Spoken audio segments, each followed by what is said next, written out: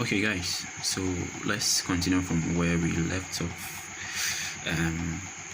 The middle page of the nursing care plan, and just as I said, it entails a lot, because if you're able to do all this correctly, you get 12 marks. Okay, let's move right into it. So we have here date and time, nursing diagnosis, objectives, outcome criteria, nursing orders, nursing interventions, and evaluation. Now, for the purpose of examination sake, we normally limit students to write 3 nursing diagnoses. So when you get to the exam hall, you divide this part into 3. So 1, 2, and 3. Okay. Now, this is what you're going to do. Your nursing diagnosis, you gain that, or you get that from this place, the patient's problems. So we use the patient problems to write your nursing diagnosis. Okay, so you select any 3 of these. So you select 3 of these problems and use it to write your nursing diagnosis. Okay, let's move straight into it. So date and time. So let's say we are still on 12 April. So 12 April 21, and the time, so at, let's say, 10:30 a.m. Okay. Another date and time, the same, 12/04/21, and let's say at 11:50 a.m. The last one, let's move on. 12/04/21, let's say at 2. Okay, at 2 p.m. Okay, now let's look at how to get our nursing diagnosis. And just as I told you, we use the NANDA nursing diagnosis here in Ghana. Okay, and these are a couple of them. So we have some NANDA diagnosis here. We have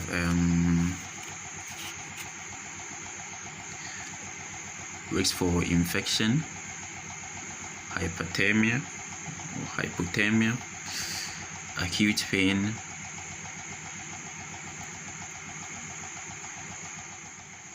so these are some of the nursing diagnoses here. We have risk for infection. So let's say the patient has a wound and there's a likelihood for an infection to occur. Hypothermia, when the patient's temperature is low. Hyperthermia, when the patient temperature is high. Acute pain, when there is pain, when the patient complains of pain. Chronic pain, labor pain. And when the patient is anxious, you can choose anxiety, death anxiety, etc. When the patient has little knowledge about the condition, you choose this diagnosis, deficient knowledge. If the patient can't sleep, you choose insomnia, disturbed sleep pattern, or sleep deprivation. So these are a few examples of NANDA nursing diagnosis, and I've already given this out in the first video, okay, at the description box. Do how to download it. Okay, now let's move straight into what we need in our care plan for this patient, Mr. Michael Owusu. Okay, so let's head straight into it. So our first problem for Mr. Owusu was about he complaining of pain in the abdomen. Now we already know some nursing diagnosis for pain. Okay, so you move on and you ask Mr. Owusu whether the pain has been there for a longer period of time or a shorter period of time. So if it's a longer period of time, you write chronic pain. If it's a shorter period of time, you write acute pain. So let's go with acute pain. Now this is the nursing diagnosis, and whenever you write the nursing diagnosis, you relate it to a process happening in the body or outside the body. So this is how we go with it. Let me just go straight ahead and relate it to something. So acute pain related to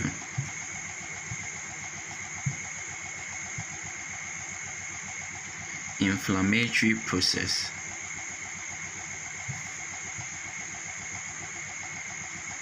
of the disease condition.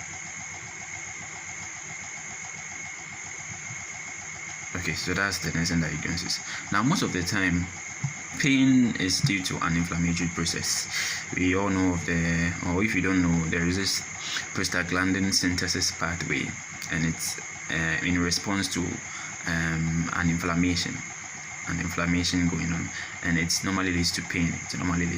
Okay, so but then if it's not due to this inflammatory process, maybe there is a visible wound, so maybe acute pain related to the wound, or maybe there is a surgical incision, so maybe he undergone a surgery and there's this incision there, maybe there is pain from that side too, so you can relate it to that. Maybe acute pain related to surgical process or surgical incision.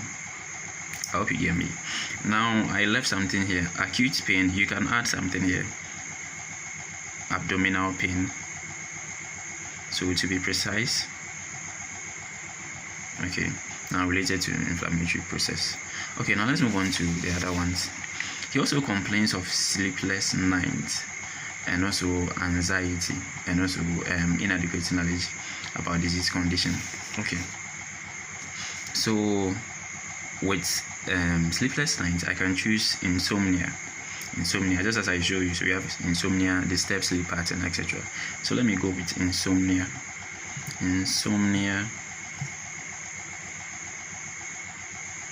related to unfamiliar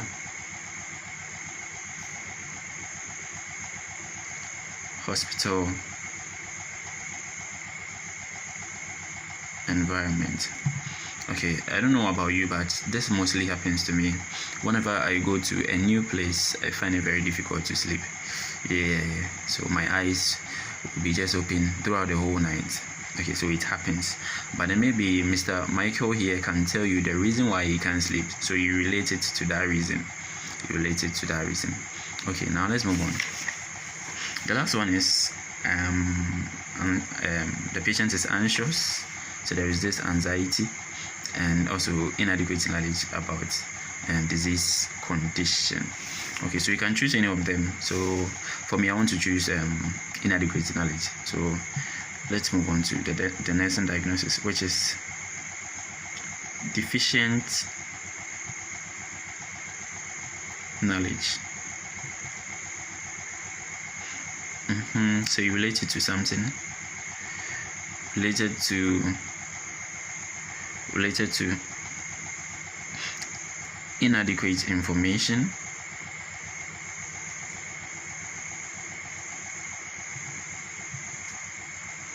about the causes, prevention, effects, and prognosis of the disease condition. Okay, so this one too, you find out from the patient, and some people, maybe the deficient knowledge or the inadequate knowledge stems from, let's say, a superstitious belief. So you just write inadequate, deficient knowledge related to inadequate information, maybe into brackets, superstition, etc. I hope you get me. So here, Mr. Owusu has little knowledge because he has inadequate information about the causes, the prevention, the effects, and prognosis of the disease condition. So we are done with these three nursing diagnoses. Now we're moving on to objectives and outcome criteria. Okay, so let's move on with the objectives and outcome criteria. Now, before you set your objectives, it has to follow this. mnemonic here, the SMART objectives. Okay, now it has to be specific. Your objective has to be specific and well defined. Your objective has to be measurable. That we can use certain metrics to measure the patient's progress. It has to be achievable. So whatever you are saying in the objective, it has to be achievable. Okay, it has also to be realistic. It has to be very relevant. You can't just be saying anything. Okay, and lastly, it's time bound. So you don't have the whole day for one patient. So you have to set a time, a start and an end time for this goal. Now we all know objectives, what we intend to achieve at the end of these plans, at the end of these cares that we are going to give to the patient. Okay, now let's move straight into how to write your objectives. Okay, so since it has to be time bound, okay, let's head straight into it. So after 40 minutes, patient's abdominal pain, patient's abdominal pain will reduce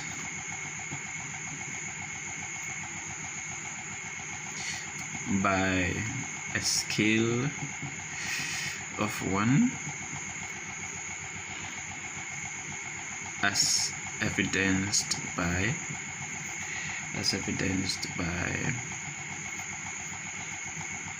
one patient verbalizing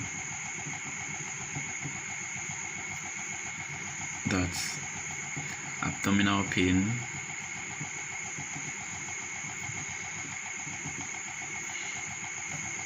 has reduced a little,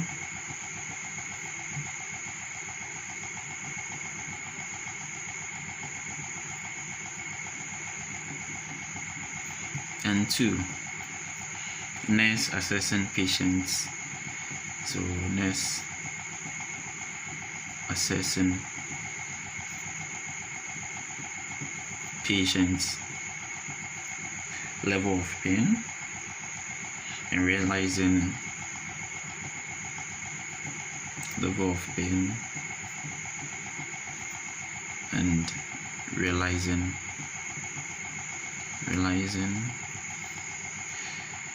it has reduced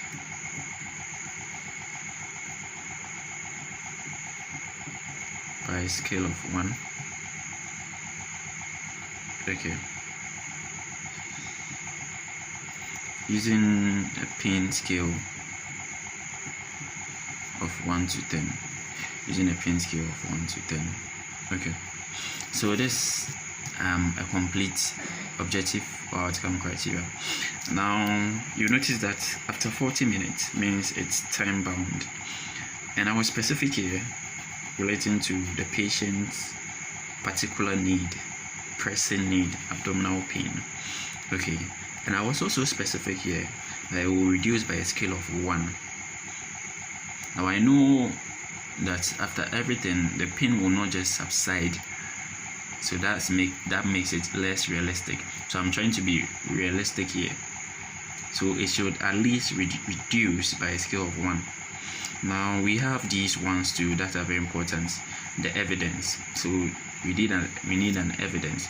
So as evidence by patient telling you or verbalizing that the pain has reduced a little, and now the nurse too has a role to play here. So the nurse can assess the patient's level of pain and realizing that it has reduced by a scale of 1 using a pain scale of 1 to 10. So this is how you go about writing your objectives. Okay, so it has to be time bound. So mostly I use 40 minutes, 30 minutes. You can't spend a whole shift, the whole 8 hours on one patient. What will happen to the other patients? So you just need to structure your time well. So we will do same for the rest here. we'll do the same for the rest of it. So I'll just dive straight ahead into that one. If you get this one, yeah, it's very easy. Okay, so insomnia. So let's say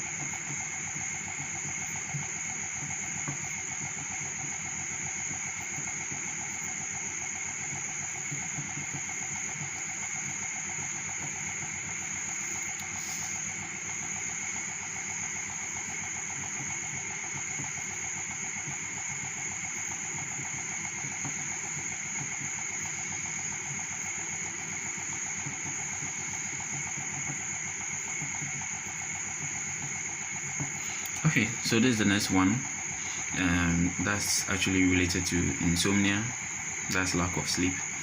Okay, so after 40 minutes, patients will be able to sleep comfortably, as evidenced by the patient telling you that he slept well, and also the nurse observing patients comfortably sleeping in bed. Okay, the last one, deficient knowledge. So let me go straight into it. So let's take after 30 minutes.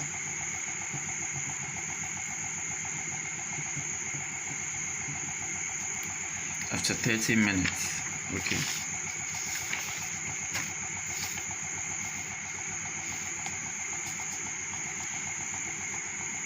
Patient will be educated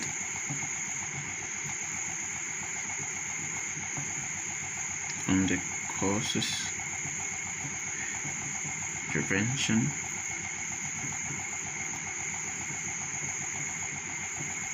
effects, and prognosis of disease.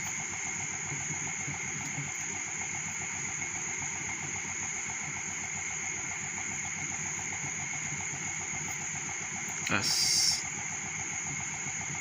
evidenced by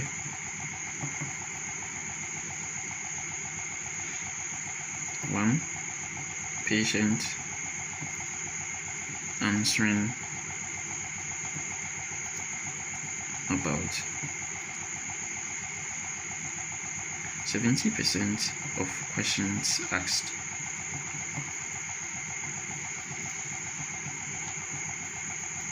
Correctly.